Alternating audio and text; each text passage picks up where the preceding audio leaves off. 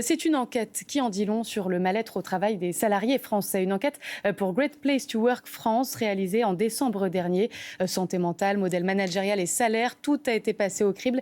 Et le résultat est sans appel. Plus de 6 salariés sur 10 ne sont pas satisfaits de leur salaire et 4 sur 10 ont déjà connu un burn-out. Bonjour à vous. Merci de nous avoir rejoints sur France Info, tous les trois. Léa Binet-Ferté, vous êtes la directrice générale adjointe justement de Great Place to Work France. Bonjour. Bonjour. Merci d'être avec nous. À vos côtés, Franck Delvaux, bonjour à vous. Vous êtes le président de l'UMI, l'Union des métiers de l'industrie et de l'hôtellerie de Paris-Île-de-France. Et puis avec nous également Thibaut Perrin, bonjour à vous. Bonjour. Maître de conférence en sciences du management à l'Université de Nîmes. On va voir à quel point le management est important et notre conception en France du management dans cette souffrance au travail. D'abord, on va se tourner vers vous, Florent Boutet. Bonjour à vous. Pour voir les conclusions de ce travail, vous allez nous présenter d'ailleurs tout ce qui contribue finalement à un certain mal-être des salariés. Oui, c'est vrai, avec toujours un point qui est bloquant pour beaucoup de salariés, à savoir des salaires qui sont perçus comme étant trop faibles. Regardez la rémunération, 61% de ces salariés sont insatisfaits de leur salaire. Et il faut savoir que c'est quelque chose de très intégré puisque 67% n'osent même pas demander d'augmentation. Il faut savoir que pour 34%, ils ont conscience que le contexte économique est trop compliqué pour leur entreprise, mais on en a quand même 22% qui ont peur que la demande soit très mal perçue. Seulement, le salaire, c'est vrai, c'est quelque chose qui insatisfait beaucoup de salariés, mais à côté de ça, il y a d'autres éléments qui montent en gamme par rapport aux salariés. Regardez le stress, 59% des Français trouvent que depuis qu'ils travaillent, ils ont été trop stressés, 56% qu'ils ont été usés, fatigués. Et en ce qui concerne les burn-out, 41% déclarent qu'ils en ont déjà subi un. Et ce qui est très impressionnant, c'est que la proportion, elle grimpe même à 54% chez les jeunes salariés de moins de 35 ans. Voilà pourquoi les arrêts de travail se multiplient. Et tenez-vous bien, près de la moitié des salariés pensent que leur entreprise fait face à des difficultés d'organisation en raison de l'absentéisme, 49% très précisément. Et il y a quand même, Florent, effectivement des axes d'amélioration et les salariés en ont bien conscience. Oui, c'est vrai. Le challenge, il est immense pour les entreprises. Voyez les perspectives d'avenir. Les salariés, ils se projettent quand même dans leur entreprise. C'est une source de motivation. Dans la même entreprise, au même poste, d'ici à 5 ans, 33%.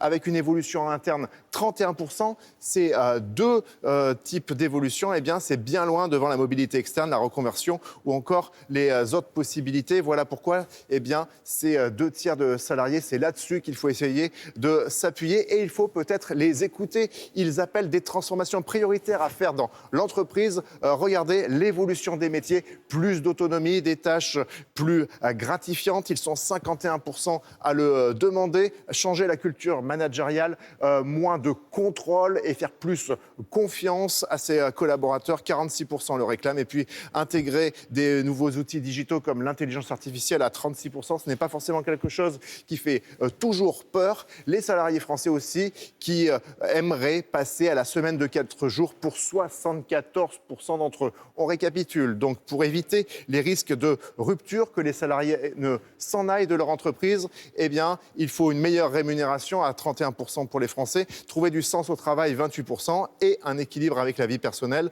beaucoup plus fort pour 27% d'entre eux. Merci beaucoup, Florent Boutet, pour toutes ces explications et ce compte-rendu de cette étude que vous avez faite, Léa Binet-Ferté, dont on voit les conclusions, les résultats qui sont très éloquents avec le salaire. Donc, finalement, c'est le point de crispation, le point d'achoppement pour les salariés avec leur entreprise. On l'a vu, on n'ose pas demander forcément d'augmentation par crainte de se faire mal voir. Et pourtant, ça reste la première raison de quitter son travail. Oui, tout à fait. La question du pouvoir d'achat, c'est une inquiétude légitime des citoyens. Et dans l'entreprise, ça se traduit autour des inquiétudes autour de la rémunération. Donc voilà, l'entreprise, elle s'inscrit dans un contexte social. Elle est vraiment traversée par tous ces enjeux sociétaux. Et cette question du pouvoir d'achat, cette question de la rémunération, elle est très forte chez les salariés français aujourd'hui. Vous l'avez dit, 61% d'insatisfaits. Et aujourd'hui, on a aussi des entreprises qui vont faire face cette année à la directive européenne jeunes sur la transparence des salaires, qui va faire bouger les lignes aussi dans les pratiques RH, dans les pratiques ressources humaines, autour de ces sujets de rémunération pour apporter davantage de transparence. Ouais. Alors aujourd'hui, on n'a pas beaucoup de recul là-dessus, mais en tout cas, il y aura par exemple des choses qui vont s'imposer, comme indiquer des fourchettes de salaire dans les offres d'emploi, voilà, donc qui vont en tout cas faire certainement bouger la culture autour de ces sujets de rémunération et peut-être apporter plus de réponses aux collaborateurs. Thibaut Perrin, évidemment, il est essentiel, cette question de la rémunération. C'est ce pourquoi on travaille et finalement on donne du sens aussi à ce qu'on fait au quotidien. Tout à fait. La rémunération, en fait, c'est l'élément de base, la première raison pour laquelle les salariés travaillent, évidemment. Et ce qui est très important, souvent, on ne distingue pas motivation et équité. En fait, ce qui est très important, c'est que le travail soit rémunéré à sa juste valeur. Ce qui est vraiment différent d'être bien rémunéré. Ouais. En fait, on va se comparer. Pour ce que ça vaut. Exactement. Ouais. Et à travers l'enquête Great Place to Work, en fait, ils évaluent justement cette perception d'équité. Et on voit que dès lors que cette perception d'équité apparaît, alors on peut aller vers quelque chose de plus qui permet justement de mobiliser les salariés. Franck Delvaux, évidemment, la question, elle se pose. Vous avez des difficultés de recrutement dans les métiers de la restauration, de l'hôtellerie régulièrement. Aussi, effectivement, le salaire, c'est l'appel pour recruter les gens. Alors, on a moins de difficultés qu'auparavant parce que malheureusement, dans le secteur de la restauration traditionnelle, aujourd'hui, il y a 25 restaurants par jour qui déposent le bilan. Donc, vous voyez qu'il y a un peu moins. C'est pas une bonne nouvelle. Hein. C'est pas une bonne nouvelle. Moi, je voudrais revenir sur un point. On parle de salaire. En fait, c'est quoi un salaire ? Un salaire, c'est une somme qui est versée par l'employeur à l'employé. Et ça ne s'arrête pas là. Parce que le salaire que l'employeur verse à l'employé, il y a des charges. Donc je pense qu'il faut revenir là-dessus. Je vais vous donner un chiffre. Alors, on va peut-être rester, sur la souffrance au travail. C'est important. Avant, quand un employeur donnait 100 €, il y avait 50 € pour l'employé qui devait rester. Mais ça, c'est une question très politique. Avant, il y en avait 69. Ouais. Mais non, mais il y a trop de charges. Oui. Que veulent les Français ? Qu'on se rapproche, que le salaire net se rapproche du salaire brut. Donc, il y a un problème de charges dans notre pays, de charges sociales. On a un coût du travail qui est trop élevé. Dans la restauration. Bien entendu. En tout cas, est-ce que vous avez déjà eu, vous, l'écho justement de cette souffrance au travail de manière déjà généralisée dans vos métiers ? Nous, on fait un métier où, évidemment, on travaille le week-end, on travaille les jours fériés. Donc, c'est un métier de passion. Alors, vous pouvez le faire par moment si vous avez besoin. Quand on dit passion, on entend un peu bénévolat et c'est tout le problème des salaires, justement. Alors, vous savez, allons dans les chiffres, puisque vous me fléchez vers les chiffres. J'ai appelé ce matin des adhérents. Pour un qui a plusieurs restaurants, un autre qui a une brasserie située dans Paris. Le salaire moyen en salle, c'est 2100 € net. Le salaire d'un cuisinier, d'un chef cuisine, c'est en moyenne 3200 € net. Je vous parle à Paris. Je vous parle à Paris. Un autre me dit, les salaires, ça démarre le poste le plus bas à 1800 € net et ça va pour les chefs jusqu'à 4000 € net ou pour le chef de salle. Donc, vous voyez, il faut à un moment... Pour les horaires décalés, avec une durée par jour de combien d'heures à peu près ? La durée légale. Donc, disons 8 heures de travail, de plus en plus, et parfois en horaire décalé. Oui, de plus en plus, on essaye dans nos métiers d'éviter ce qu'on appelle les coupures, surtout dans une ville comme Paris. Oui. Parce que, vous savez, tout est lié. Il y a un deuxième... On pourrait aussi parler du logement, la difficulté de se loger à Paris. Mais non pas parce que les salaires sont bas, parce qu'il y a d'autres difficultés pour se loger à Paris. Et puis moi, quand même, je voudrais vous dire que... vous savez, à Paris, il y a quelques grandes écoles de cuisine. Il y en a une, permettez-moi de la citer, l'école de Paris des métiers de la table. Moi, j'y vois des jeunes qui ont la passion. Justement, on va continuer de parler de ça. Pourquoi est-ce que quand on a la passion, quand on sort d'école, finalement, ça ne continue pas, ça ne perdure pas dans le temps ? Qu'est-ce qui fait qu'on se retrouve dans cette situation ? Vous dites aussi la santé mentale, la santé physique qui affecte effectivement après des années de travail. Ça veut dire que les dispositifs de prévention, ils sont insuffisants ? Oui, alors effectivement, je pense que ce qu'il faut rappeler, c'est que l'enquête, elle nous montre quand même que les salariés, ils voient dans le travail une opportunité de s'accomplir quand même. Ils sont plus de 70% à le dire. Et je crois que les Français sont attachés à leur travail. Ils sont attachés au travail. Mais effectivement, aujourd'hui, voilà, ils sont fragilisés. Et notamment, on voit des chiffres qui nous alertent aujourd'hui sur 41%, votre confrère l'a cité, qui ont vécu un burn-out ou un épuisement professionnel. Et c'est encore plus marqué chez les jeunes professionnels professionnels. Et ça nous inquiète, effectivement, dans un contexte où la santé mentale, c'est un enjeu national qui a été identifié depuis 2025, qui continue cette année. Donc, encore une fois, en fait, l'entreprise, elle est traversée par les enjeux de société, elle est traversée par les difficultés de la psychiatrie aujourd'hui. Voilà, l'entreprise n'est pas étanche. Et donc, les salariés, ils arrivent aussi avec leurs difficultés et c'est difficile, en fait, à traiter. Donc, d'ailleurs, il y a un point, voilà. pardon, je me permets de le préciser, qui est très intéressant, c'est les aidants. Il y a de plus en plus d'aidants en France. 2 salariés sur 10, vous dites, sont aidants, donc pour des proches, des parents notamment. Évidemment, la société vieillissant, ça va être amené encore à accélérer cette manière de gérer et sa vie privée et sa vie professionnelle. Il va falloir aussi s'adapter, Thibaut Perrin, à cette nouvelle situation, à cette nouvelle donne dans les années à venir. Oui, tout à fait. On fait face à une population vieillissante et on voit bien que sur le marché du travail, ça devient une problématique. Pourquoi ? Parce qu'on a des personnes qui doivent gérer principalement... Doivent s'absenter parfois ou... Oui, s'absenter de leur travail et gérer leurs parents. Et c'est vrai que moi, j'ai mené une étude scientifique qui a été publiée très récemment et qui met en avant justement que ces organisations où il fait bon travailler, elles sont une barrière contre ce qu'on appelle dans la recherche le double standard du vieillissement. Le fait de vieillir et d'être une femme, parce qu'en fait, il faut aussi dire que souvent, il y a des inégalités de genre. Il y a des inégalités de genre en ce qui a trait à la proche aidance. Et en règle générale, ce seront plutôt les femmes. Pour être clair, c'est que les femmes aident davantage leurs parents que leurs proches, que les hommes. Il faut aménager peut-être le temps de travail, avoir des congés pour ça. En tout cas, que les entreprises l'aient en tête. Oui, et puis surtout, il faudrait peut-être réfléchir à un congé, à réfléchir aux conditions de travail, aux conditions d'exercice, ou du moins aux perspectives d'évolution en retour d'un congé pour proche aidant. C'est-à-dire qu'en fait, souvent, par exemple, quand on est en congé maternité, il y a un dispositif juridique pour s'assurer qu'une femme, quand elle revient d'un congé maternité, elle bénéficie des mêmes opportunités. Mais ça n'existe pas pour les femmes seniors principalement, parce que là, je m'adresse principalement aux femmes seniors dans cette étude.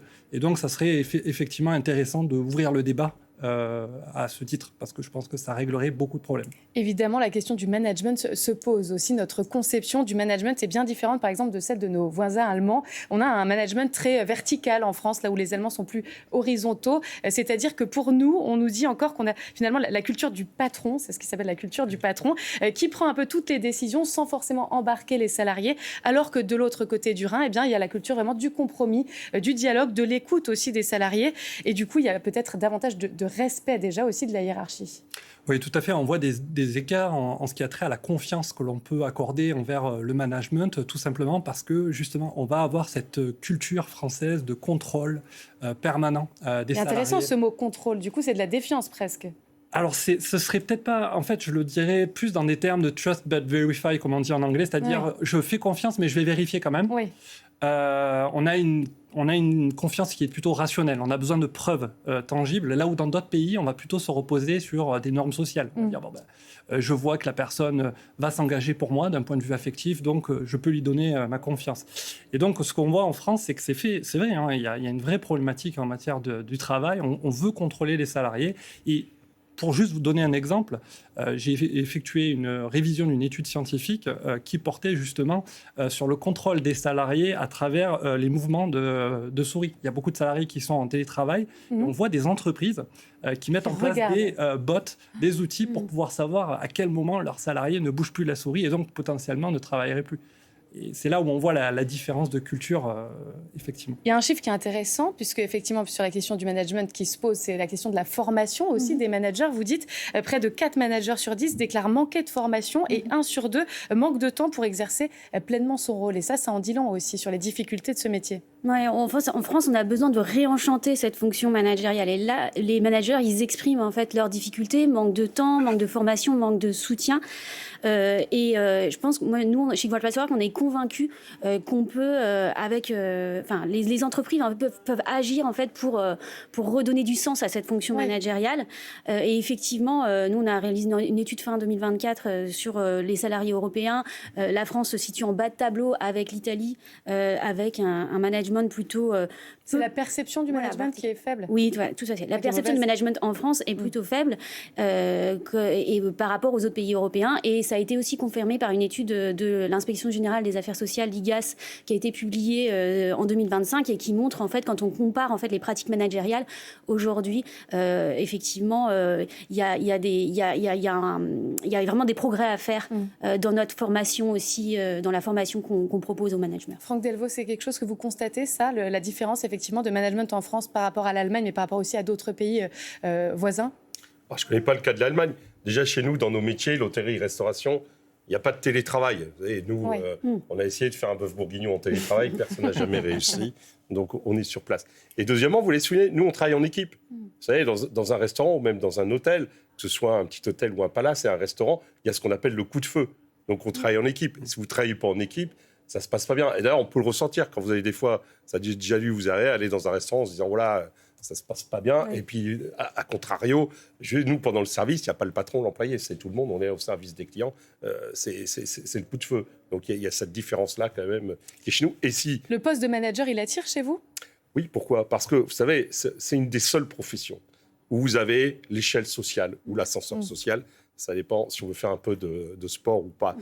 Vous avez l'échelle sociale. Chez nous, combien ont démarré commis de salle, commis de cuisine, et aujourd'hui, ils sont chefs. Ou aujourd'hui, ils sont propriétaires. Oui, les perspectives d'évolution. Bien sûr, c'est important. Parce le mot même de carrière, en fait, effectivement, doit être repensé en donnant des perspectives d'évolution à chaque salarié, quel que soit son niveau.